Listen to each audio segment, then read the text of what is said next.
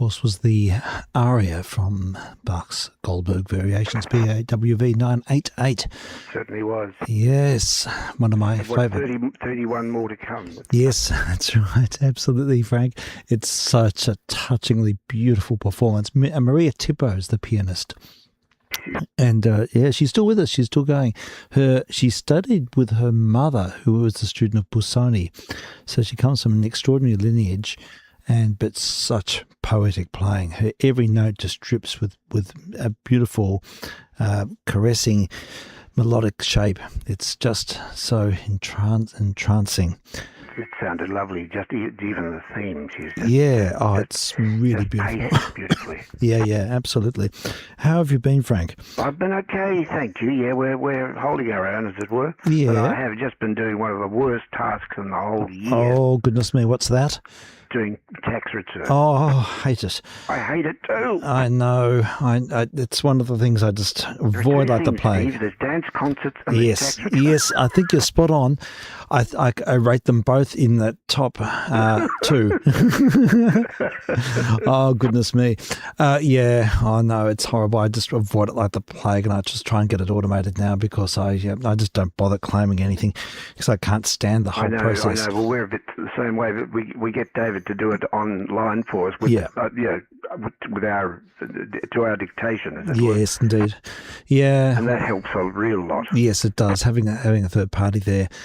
Yes. It used to be very complicated for me because I had multiple jobs and all this. Of course, yes, and it was the different group certificates. Yes, all had to be all tallied and everything. But a lot of it is automated now, which is good. But still, I don't like it.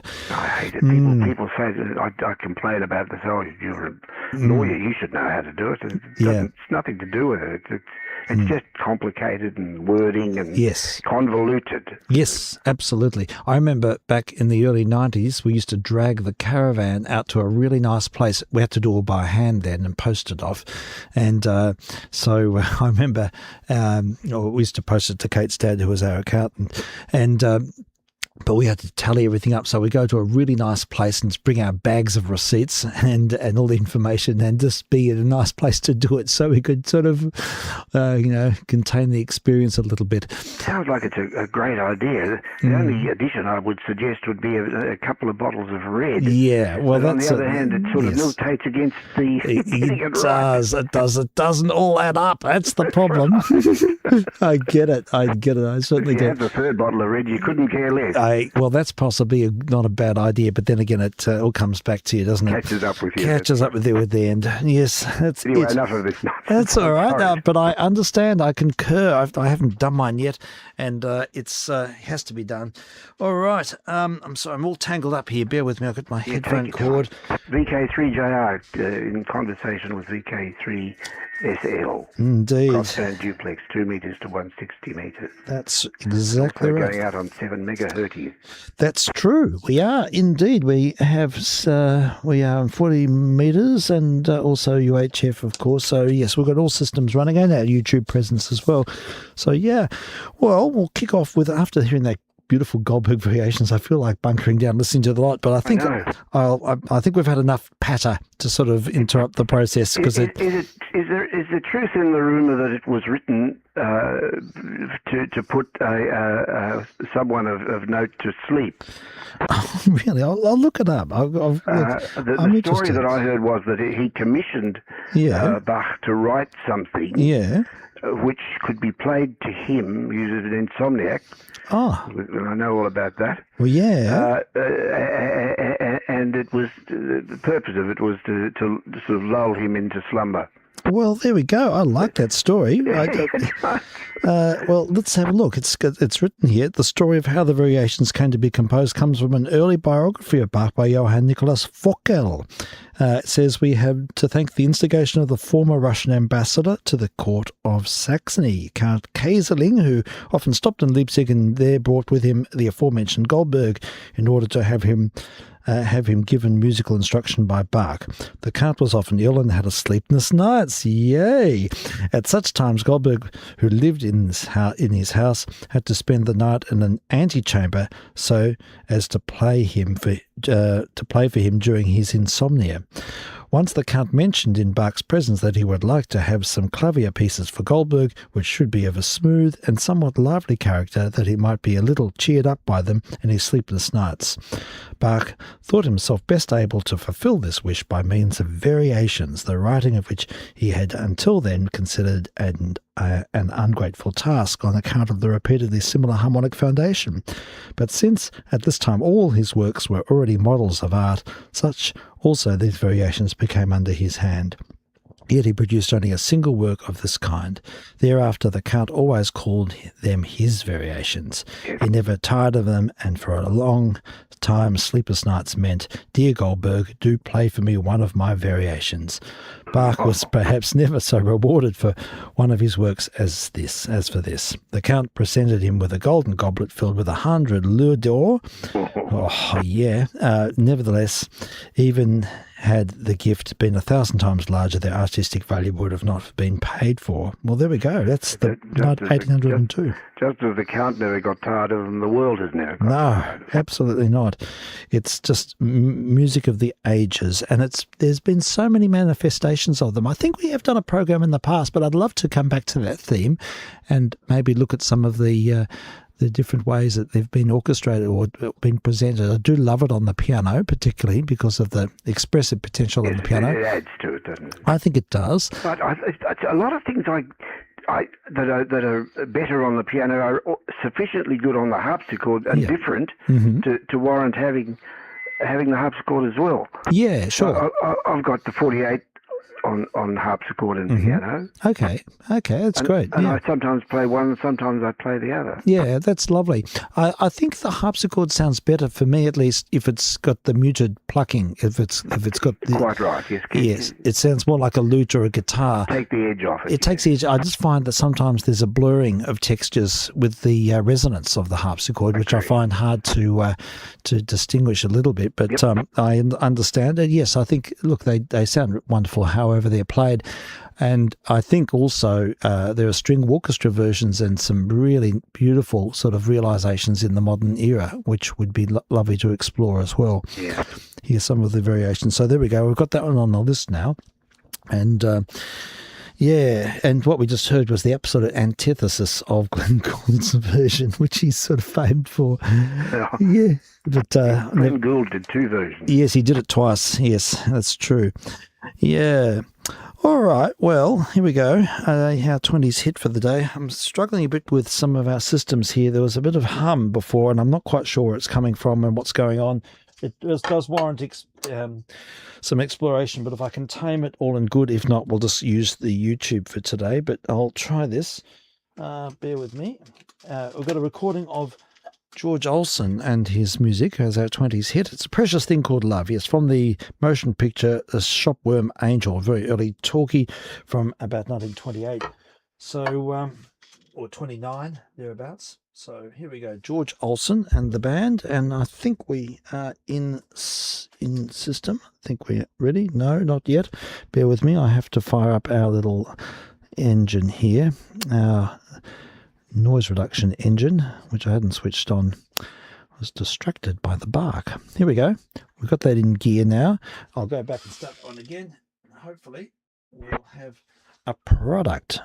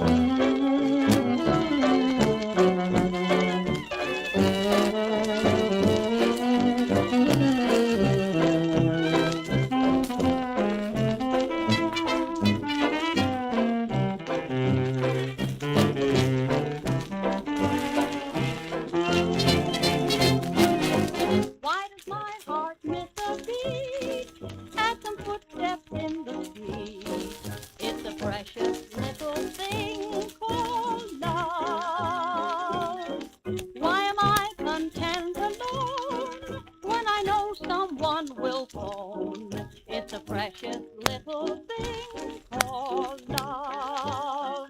I see a day in June, wedding tune, a honeymoon cruise. Friends I know who will throw some rice and old shoes. What the one thing makes me say, heaven's just across the way. It's a precious little thing called love.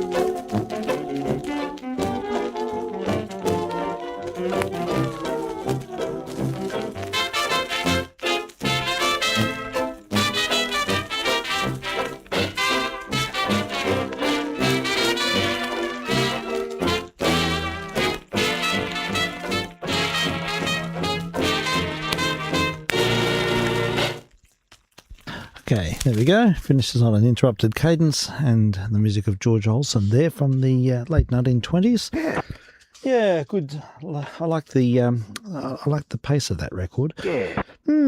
Well, Swagger about it. in the same pile, there's an interesting Australian disc, which I knew nothing about, don't know where it came from. It's from the late 20s, recorded in Sydney on Parlophone, subsidiary of Columbia, and it's called Lucky Day. It features the two Jacks, and I thought one of them might have been Jack Lundstone, but I don't think so. It says here, piano by Jack Wright and vocal refrain by Jack Harper, recorded in Australia. So it just sounds very Australian from that period, and I thought it might be interesting to play, but I'm sorry I can't provide any more information. So I'll wrestle it on and we can have a listen. It's pretty worn, but it's a bit of Australian content from the late 1920s.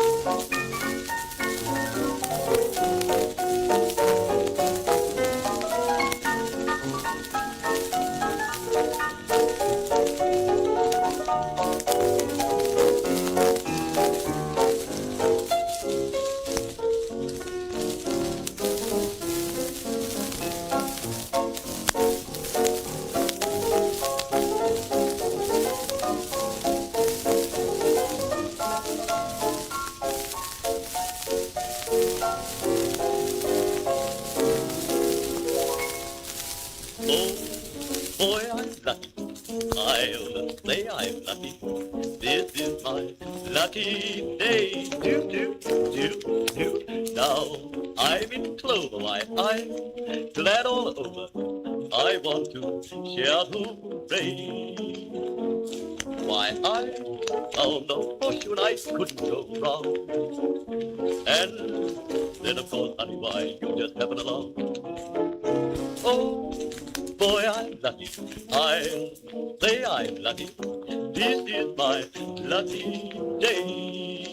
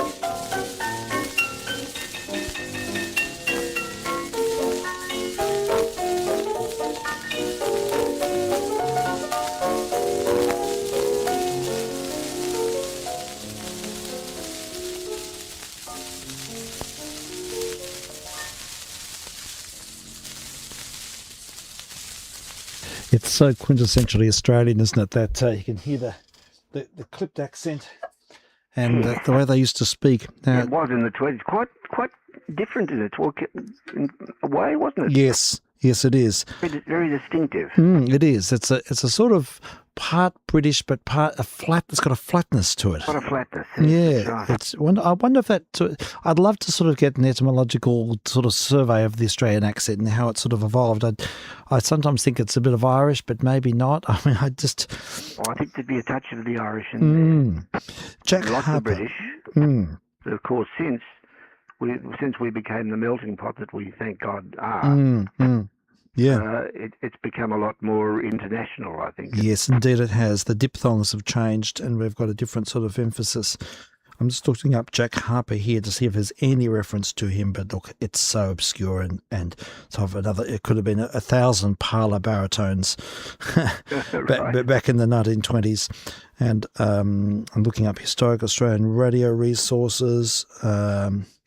It mentions a violinist called Jack Harper, maybe. And then, of course, we go to the indie rock artists and later generation stuff. So, yeah, there's no easy reference to the artist in question. But I'm sure there are people out there who have a lot more knowledge of such things. Jamie may well know a bit about him. He may have been a radio person. Who knows? But early days. Yay. All right. Well, let's change tack. And I just wanted to play a couple of recordings following on from what we were doing yesterday. And looking at some of the rare territory bands and sort of just music that really is very, very seldom heard. And that's just for the generosity of some of these big collectors who have made it available. And there's a group called the Jelly Whippers. The Jelly Whippers. Right. Now, this recorded 1927, but I'll read the blurb that accompanies this. It says the Jelly Whippers was a pseudonym for John Williams' Cinco Jazzers. Paramount issued this under Williams' name, and the Herwin issue got the more colourful pseudonym. This is a Herwin record, the Jelly Whippers. The Herwin label was a mail order record business that was started by Herbert and Edwin Scheel of St. Louis, Missouri. They licensed recordings of jazz, blues and country from Paramount and Gennett. Both companies pressed these records. They advertised their records in farming magazines. How about that? Oh, wow. Not surprisingly, copies of this label rarely turn up. John Williams was a reed player who mostly played alto sax and baritone sax. He had his own band for a short time that recorded for Paramount and Gennett, which resulted in a total of 4 sides issued, 2 for Paramount and 2 for Gennett. He joined Terence Holder's band in Texas that also included Andy Kirk as a member. When Holder left the band in 1929, Kirk assumed leadership of the band and relocated to Kansas City, Missouri. Williams stayed with the Kirk Band for 10 years. John's wife, Mary Lou Williams, she's well known, was a great pianist and arranger. She stayed with the Kirk Band after John left in 1939, and the two of them broke up in 1940. Okay, it says here, this was recorded in Chicago at the Marsh Labs sometime in February of 1927. So it's a real obscurity, but it's interesting to hear. I'm presuming they're a black band. I just don't know. Maybe we can tell. But let's have a listen to this Herwin disc of the Jelly Whippers, aka John Williams' Cinco Jazzers.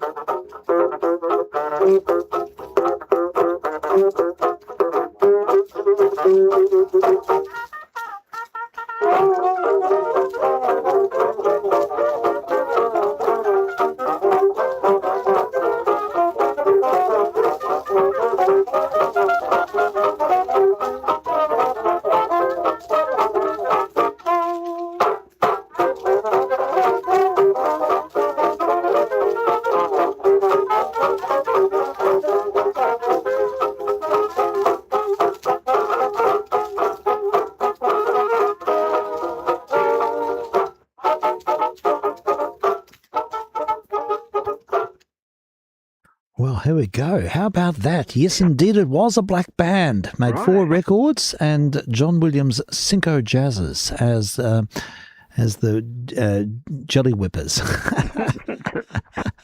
Yes, the name of the track was Goose Grease. So how about that for an unusual disc? Yeah, I'll say. Yeah, very primitively recorded. It says electric recording on the label, but I have a feeling it's done in the most primitive telephonic circumstances. Sounds a bit telephonic. It certainly does, and it's probably got a signal to noise of about 2 dB. But, it is what it is. It is. It's a historic document and fascinating. Now, one other I did want to play, which is, it's not really of the Territory band ilk, but we did play some records. We ended up playing some recordings yesterday of Clarence Williams, those wonderful records with Louis. But yeah. And but interestingly, and we also heard some King Oliver yesterday. But King Oliver went on and actually made records without Louis Armstrong in the late 20s as a premier trumpet player. So he actually get to hear him improvise in a more sort of experimental way. That would be great. Which is very, very interesting. Actually, they're quite excellent. He made quite a few records with a group called the Dixie King Oliver and his Dixie Syncopators in 1928. And yes, these two are 1928. So we're going to get a double whammy here.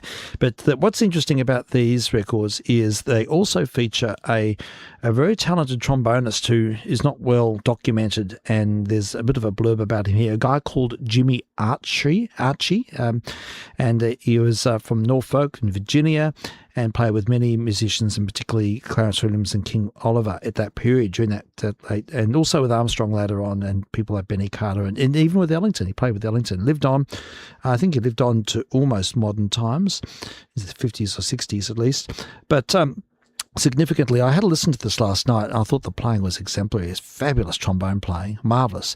And it's fascinating to hear King Oliver. He plays with a very tight mute, so he never plays open. It's a very different sound to what you hear with Louis. It's a muted, very penetrating sound.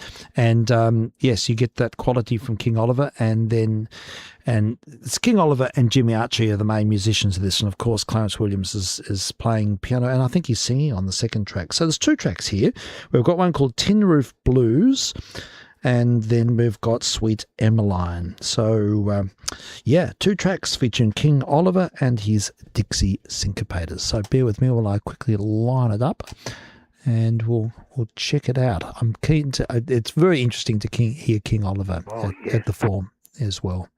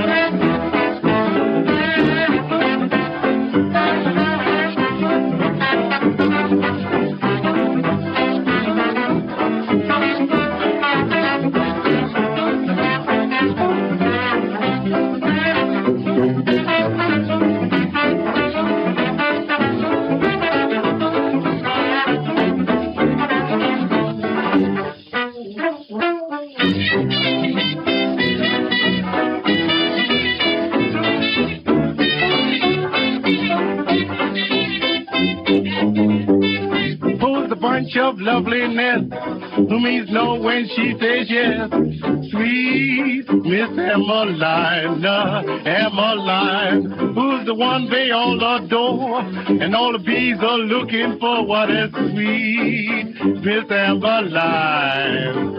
Say, who goes to parties and stays until 4, and who always tells you good night at the door, who's always chewing gum, nice and pretty but not so dumb. That's sweet Miss Emmeline.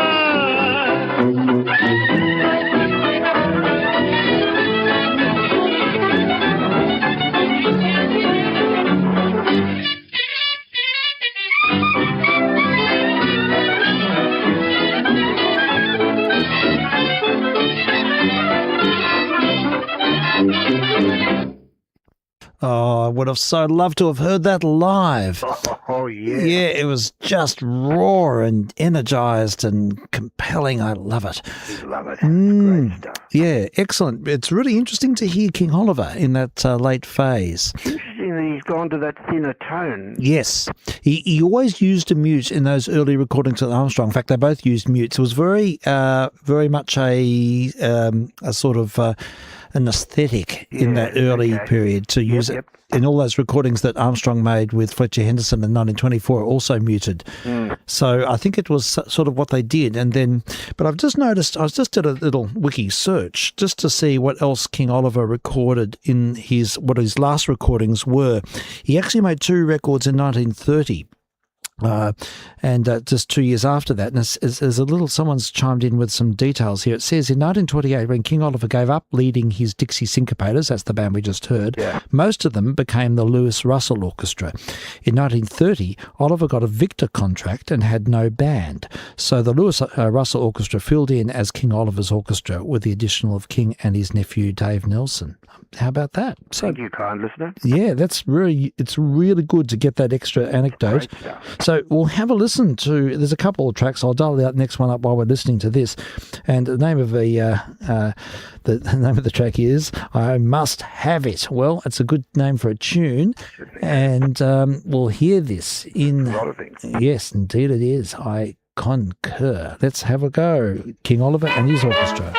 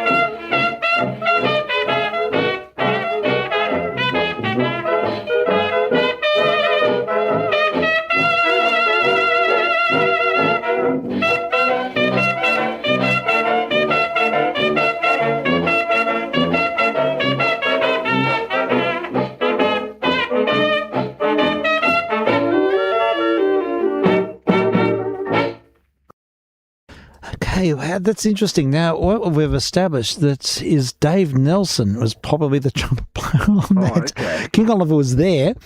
He was directing the group. Yeah. He was involved. He's possibly playing in the chorus, but apparently he had very significant gum disease at this point. Oh, God. And that's what sort of, it led to the end of his career. So it's sort of debated.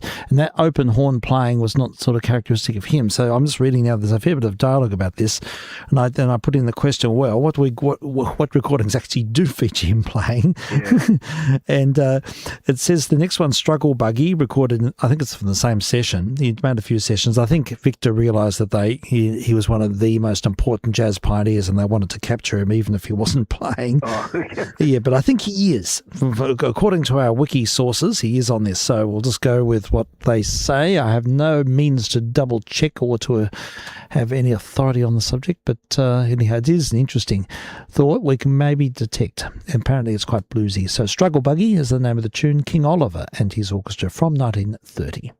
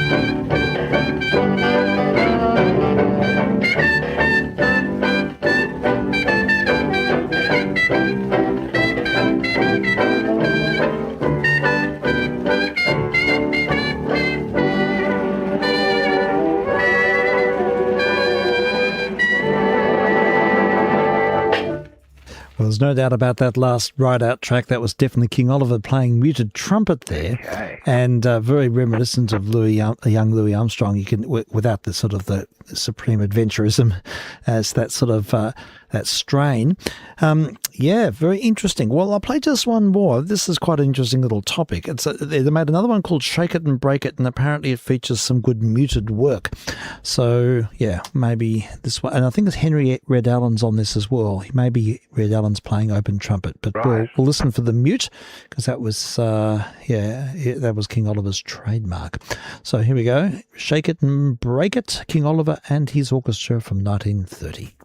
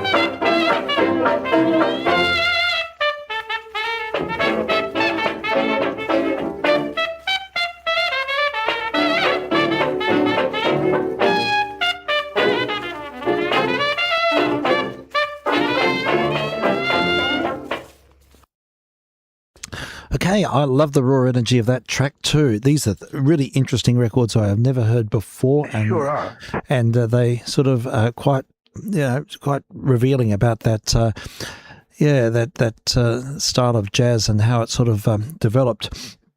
Particularly that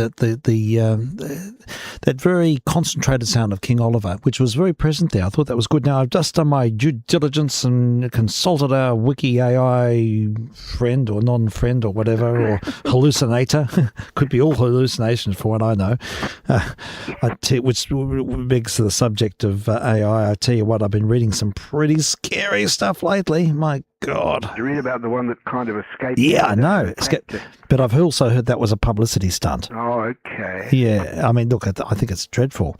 But evidently it's... it's hard to imagine it happening. I mean, they'd surely keep these things under control. You'd like to think so, but I think it probably happened, but it was there to sort of...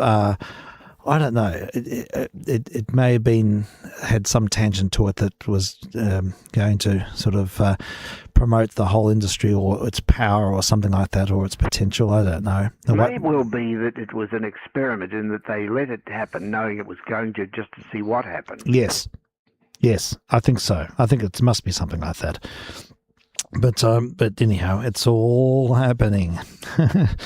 But there's a lot of people coming out, big names coming out, people sort of industry players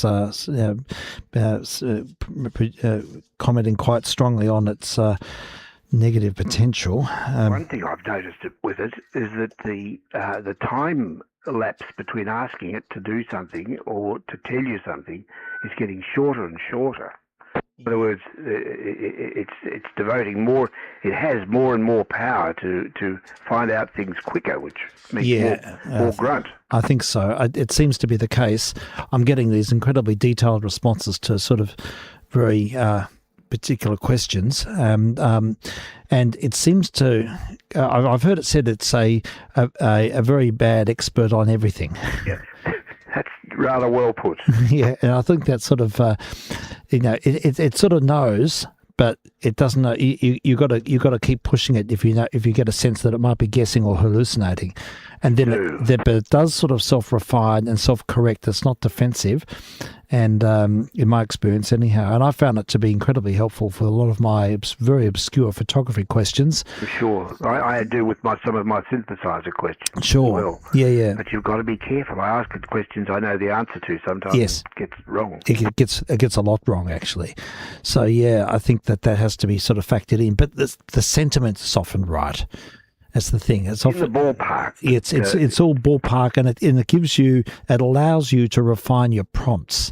So I find it quite helpful insofar that I can sort of align my thoughts and concentrate my next set of questions. And sometimes you can find yourself going through pages and pages and pages of dialogue about a particular topic. That's incredible. You can go on for hours almost. Yeah, exactly. But the thing is, if you suspect it's wrong, you can usually, by sort of cross-examining it. Yes. It's not quite the word to use, but I think you know what I mean. Yes, indeed. Trying to pin it down, you expose it eventually. Yes, I think so. But it does self-correct quite a lot. It says, "Oh, you are absolutely right. This isn't correct," and therefore, so it's got its own feedback loop for sure. Oh, most definitely. Yeah, it's amazing, really. Quite unnerving in a way. It's very unnerving because it's. People are just finding it's replacing so much in our sort of social discourse as well, and it's becoming quite a major social disruptor in so many ways. Yeah. Anyhow, the next thing is if this AGI thing is in fact a reality, maybe it's not. Maybe it's just some conjecture and it's just another marketing stint. Yeah, but, I know. I mean, I wouldn't put anything past these power brokers because they're out there to promote something and to,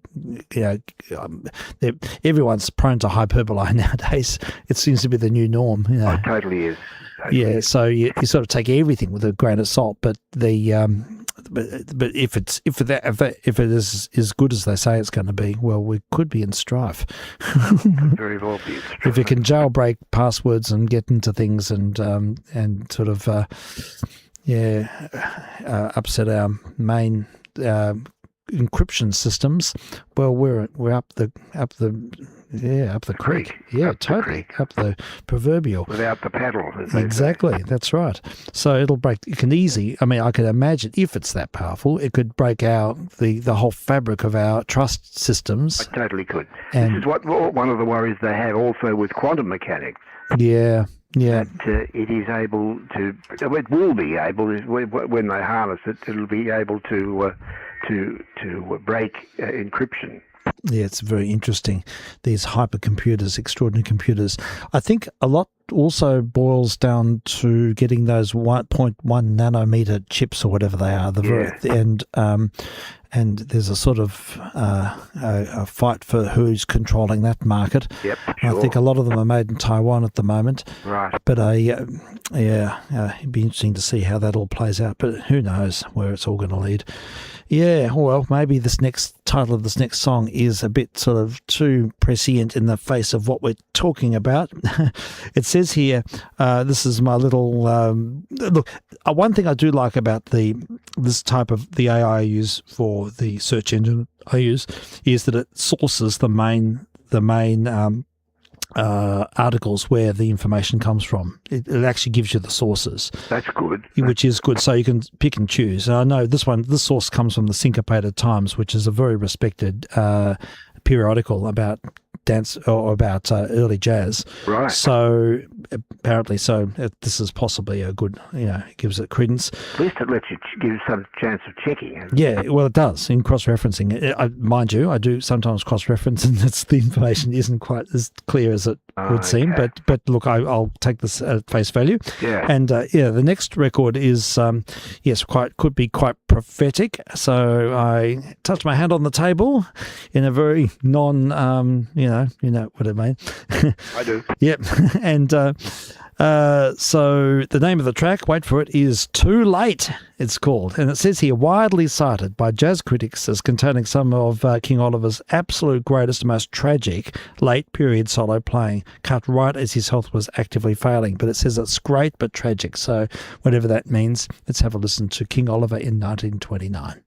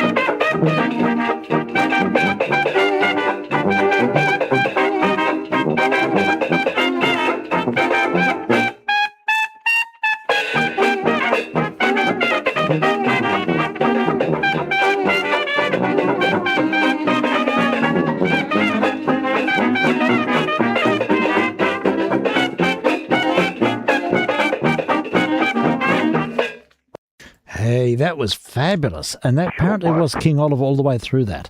So there we go, in full form. Fabulous stuff. Beautiful. Really good. You can definitely hear his influence on Louis Armstrong on that record. Oh, totally. It's most interesting. And another feature of that record that struck a chord with me, Frank, is the use of the percussion. Yes. Really, it was so successfully propelled the texture, didn't it? Very much so. Yeah, and it's not like a hi-hat cymbal which sort of rides above, and it's deeper than that. It is deeper, and it sort of chugs it along. Yeah. It gives it sort of... It's like it's pushing it. It is, exactly. It's like it's sort of in a texture. It's sort of in the same tessitura as the instrument, so it tends to sort of galvanise and push it forward. I love that effect. It's so compelling. It's marvellous. Yeah. There's a lot in jazz. Yeah, you do. You hear that a lot. Great deal. Yeah. It's very successful. So there we go. That's our little nostalgia escapade. And what I might do is reach over, as we haven't delved into the 1947 box for a while. Oh, good. And it's probably repopulated, I'd say. It's progeny. Yes, that's right, because every time I open this box, it's got a new set of records that I've never played. And it's only got about 50 records in the box, but they're always different. So here we go. Latest generation. Well, it is reproduction after all. Yeah, it certainly is. That's right. I remember Ralph Knight years ago telling me when I was a kid, when I was a 10-year-old, when I used to go into 3CR, Ralph said, now go home and put a 78 in your cupboard and close the door, and 10 years open it up and your whole cupboard will be full of records. How right he was. It's so true. That's the way it works. That's what happens. Wise words from Mr. Knight. Indeed. All right. So the first record from our 1947 bash, we're jumping ahead a couple of decades now, and this one is Dizzy Gillespie and his all-star quintet. It's vocal by Sarah Vaughan, it says here. Wowsies. Hey. Yeah, very young. Double whammy here. Yeah. Young Sarah Vaughan, 1947. And Dizzy Gillespie trumpet, Charlie Parker alto, Al Haig piano, Curly Russell bass, and someone Catlett on drums, B. Catlett on drums. There we go. It's all on the label. It's a Parlophone. It's in perfect condition. And so we'll give it a burl, find out what this is all about. I'm sure it'll be excellent. But yes, it is all from that year, apparently, so it seems. So let's indulge.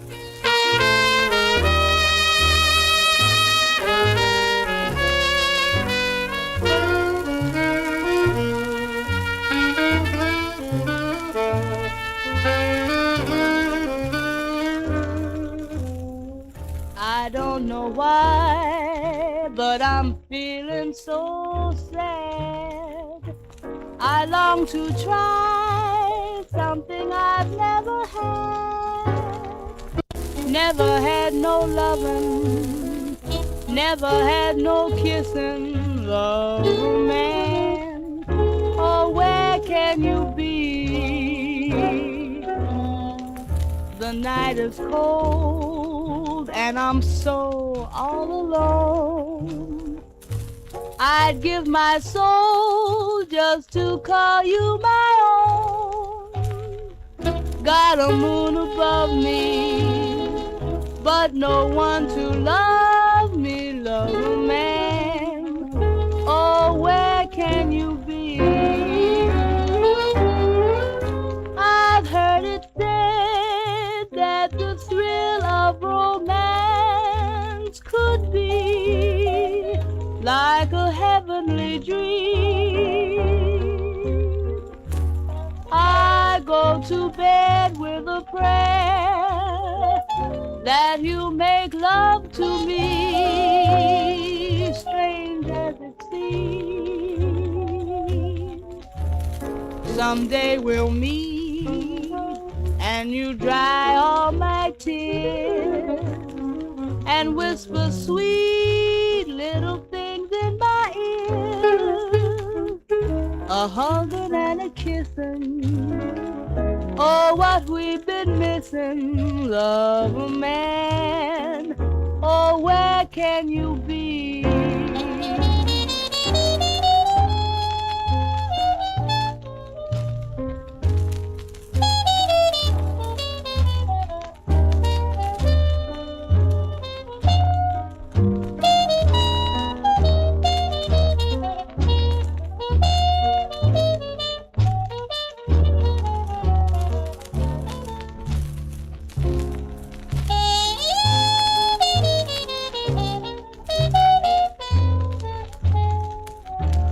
Someday we'll meet and you dry all my tears and whisper sweet little things in my ears, a hugging and a kissing. Oh, what we've been missing. Love a man, oh, where can you be? Love a man, where can you be?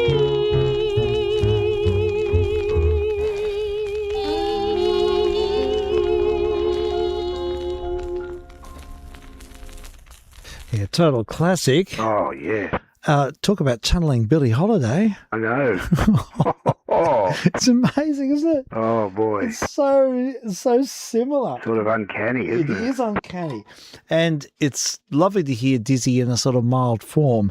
Yeah, whereas before you revved up. Yes. Oh, I love that record. That's so good.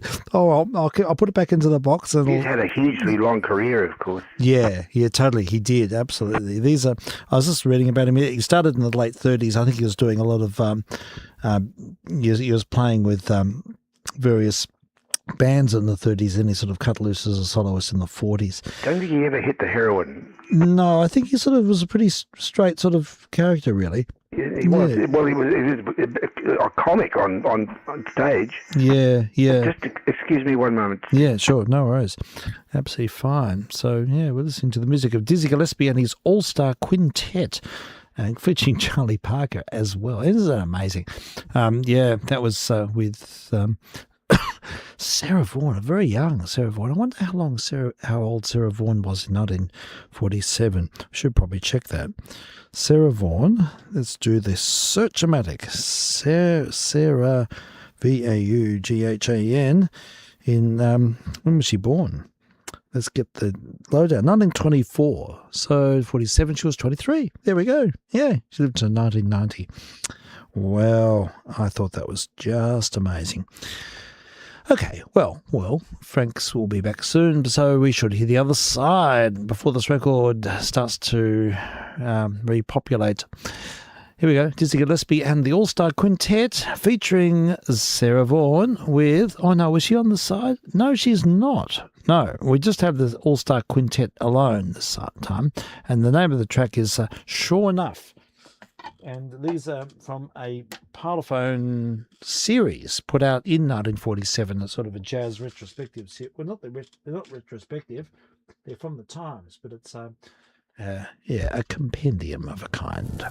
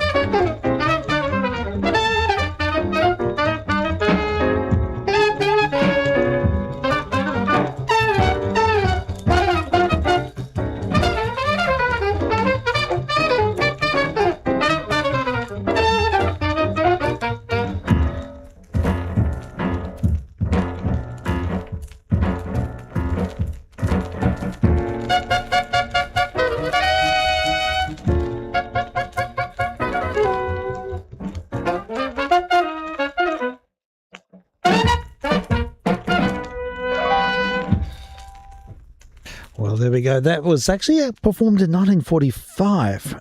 I'm astonished, really. It's foundational. It's out there. It's something of a new vogue. Oh, yeah. And it's completely inhabiting a new space. Now, what's extraordinary, really, is that if that was recorded in 1945, it's only 15 years after those recordings we just heard before. Yeah, what a transition. What a transition. What a different universe.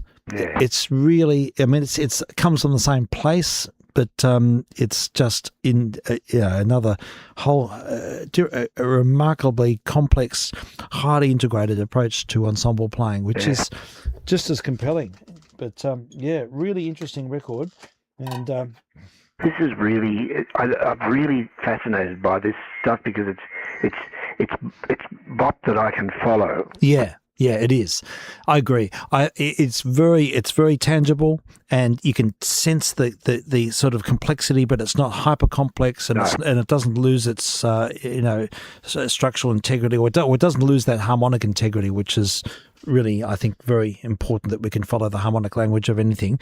Later I couldn't. Yeah, later on it sort of becomes it struggles with credence in my mind sometimes. Yeah. I mean, I'm sure it's like listening to contemporary music. You know, it's got a certain mathematical sort of sense, but it becomes performer's music rather than a listener's music, I think. Yeah, I've had that discussion with Henry quite a bit, because he's playing all this contemporary stuff, and he acknowledges. What does he think? Oh, he thinks very much it's performer's music. Yeah, it's not something you can easily latch onto from an audience perspective. I mean, that concert with Legion Ensemble recently was just, it was quite challenging. All right, here we go. More Dizzy Gillespie. I really like Dizzy Gillespie's playing. It is fragmented, and it's not big phrases like the earlier players, but it's got a certain raw energy and a punctuating sort of form that it's so sort of charged and so exciting to listen to, especially this early stuff before it sort of went completely ballistic. Yeah. Here we go. Another one from the same period, and this one's called Anthropology. And I think it also has Charlie Parker, does it? No, Milt Jackson vibraphone, Al Haig piano, and Bill Durago on guitar. Okay, Ray Brown on bass. And so Dizzy Gillespie's sextet. So Anthropology is the name of the track. Interesting, with two members of the later to be formed modern jazz quartet. How about that? That is very interesting. Milt Jackson and Ray Brown. Indeed. Oh, I'm sorry, Ray Brown was never in the modern jazz quartet. Oh, wasn't he? Okay. But he did make an album with Milt. I see. Later on. Right. Okay. So you obviously know the name as well. Oh, yeah. Yeah. Okay. Well, this goes back. I think it's about 1947-ish, thereabouts. It's a little later than the one we just heard.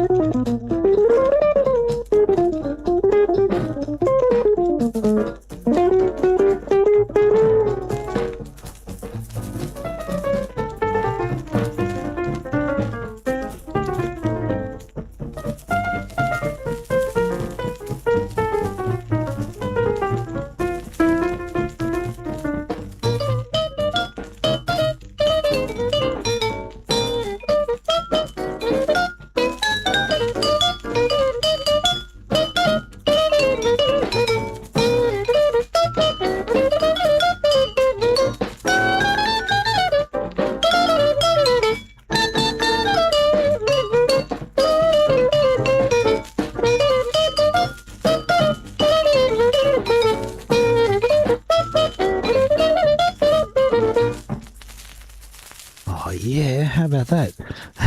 It's great stuff. Great synchronicity with Jackson and Gillespie playing like that sort of directly with each other. Yeah, totally in lockstep. Very tricky rhythm. Yeah, they're completely in lockstep, weren't they? They're absolutely together. It was incredible. Yeah. Oh my goodness, these records are fabulous. I'm really enjoying this, right? And I can't remember last time. We probably have played them before, but it's a marvelous set of discs picked up at the local antique centre about 5 years ago, and we sort of periodically come back to this, and they always seem to be a bit different. And this is good. The other ones, I can recall playing this one, but it's great, and it encapsulates the era, and it's that transitional sort of severe bop era that won't say severe bop, but sort of heavy bop. Yeah, heavy bop, or sort of free bop. Yeah. Free bop or bebop. Yeah, well, the name of this track is called Old Man Rebop. So right on task there. And we hear the septet again with Milt Jackson on the vibra harp. I like the way they title that one, the vibra harp. And Al Haig on the piano, and Bill DeRaggio on the guitar, Ray Brown on bass, and JC Head on drums. Of course, Dizzy Gillespie is fronting the outfit. And who's on the sax? D. Byers on the tenor sax. Right. I don't know anything about Mr. Byers, but yeah, this will be good. I'm looking forward to it.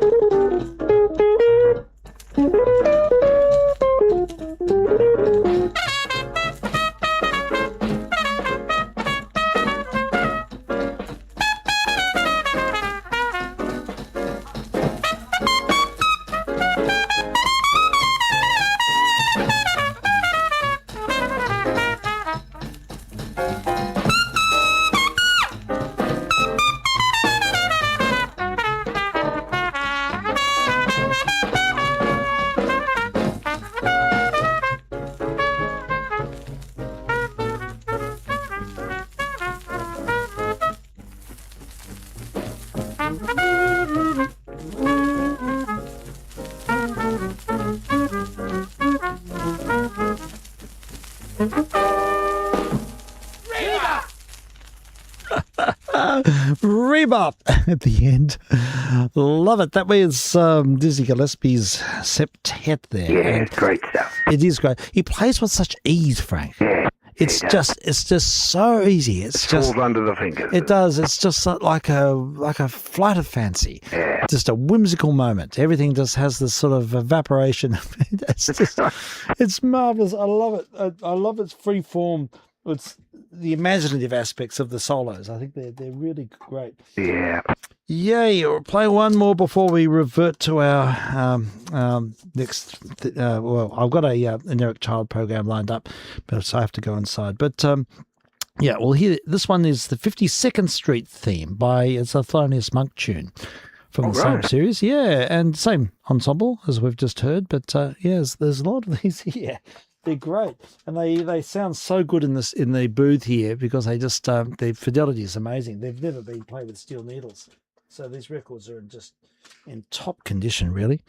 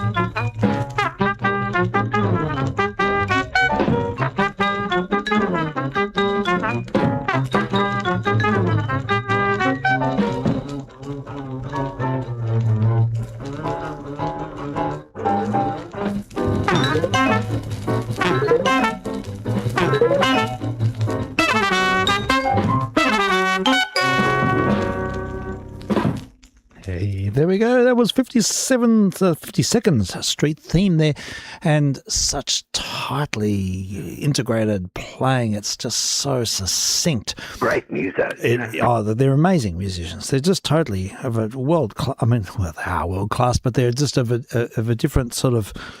Yeah, it's like it's another level of musicianship, really. Such a contrast from swing, you know. Yeah, it is. It is sort of. I think as we've discussed before, it's like a reaction to swing. So. Yeah. What a reaction! Yeah, it is. It's just like hyper intense, hyper complex, just a tornado in every motive. There's anything wrong with swing, really. Oh no, I love swing. I love every area for what it is, and it's all relative, really. Yeah, it is. And so, this is an evolutionary sort of situation. But it is fascinating when you hear these musicians move from one phase to the next. And the transitional stuff is always more than fascinating because you can see how it's burgeoning and how everything sort of finds its place. I'm very interested, of course, in Milt Jackson, who had another change within his own sort of area of expertise or what he favoured doing. Completely different direction in the Modern Jazz Quartet. Yes. Yes, we should feature Milt Jackson. I've written its name down. I think we'll see if we can feature a couple tomorrow afternoon. Did a great album with Oscar Peterson, I think it was. Okay, Oscar Peterson. All right. Yep. Okay, thank you for that. I'll put that's on the list, and we'll see if we can feature that tomorrow. It'll be a short program tomorrow, right? Because we've got a bit of a family do. Oh, lovely. Yeah, so I think maybe it will be quite short, but we'll definitely do that. That'll be great. So thank you, Frank. Thank you so much. Steve. Yeah, and that was to the good. Listener, thank you. Yes, and indeed. Hope you enjoyed it. Indeed, we do. Absolutely. So back tomorrow. Thank you for your time and place and all of that and support. And we'll continue now with an Eric Child program from the early 1970s. K3JR going to listening to Eric. And vk3sl likewise. The World of Jazz with Eric Child.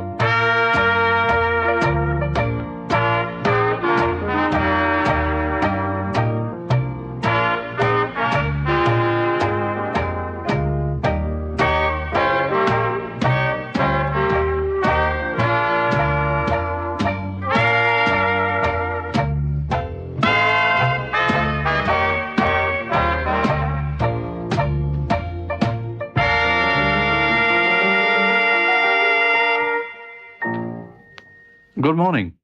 There's a new Australian record label called 44 Records, originating in Sydney and dedicated to the propagation of Australian jazz.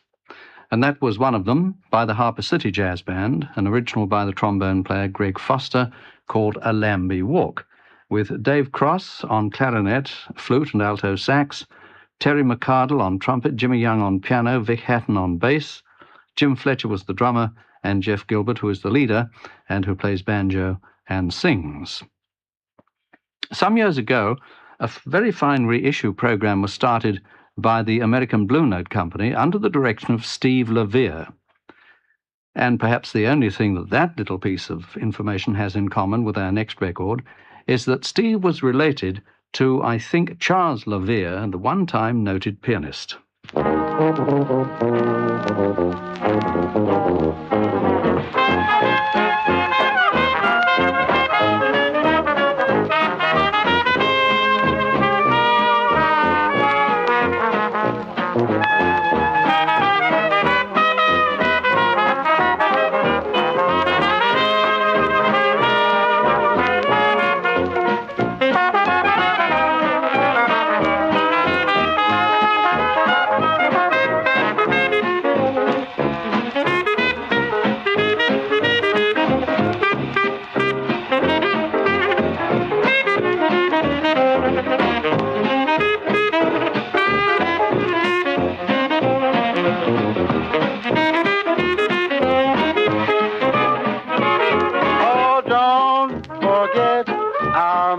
Date that you promised me last Tuesday.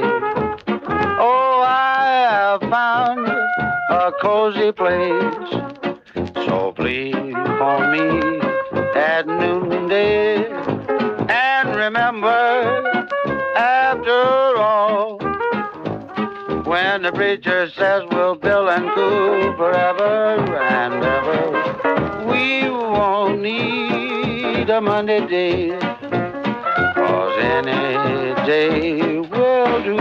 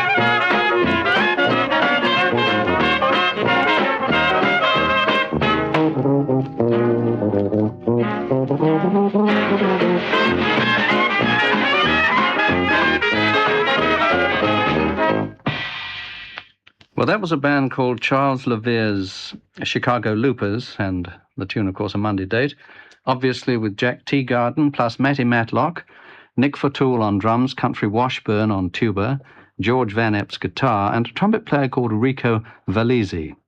And some of the other tracks have Billy May, Joe Venuti, and Floyd O'Brien. It's on Dawn Club. A tune called Black Beauty was Duke Ellington's tribute to that great artist Florence Mills, and it was a number he recorded with varying degrees of success 7 times, because some of them weren't issued, but only once as a piano solo. And because of the scarcity of Duke's early solo work, I've chosen the piano solo for this program. It was recorded in 1928.